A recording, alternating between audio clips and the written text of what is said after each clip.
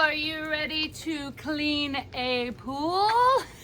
Well, this is what we do during the summertime with this nifty net. I'm going to turn you toward the pool area so you can see a little bit how it works. First of all, it has an extremely long pole. So like I can barely reach the end. But the net itself is fantastic. It's nice and wide. It catches what you need to by just dipping it into the water,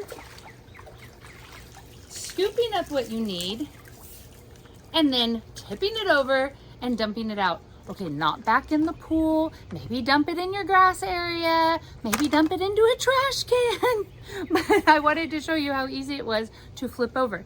Now, for us, for actually hanging it up, we have it on our fence area. Absolutely love that. It tucks it out of the way. You don't have it blowing off if you have it standing up. So if you actually have a fence to put it on, I would suggest that.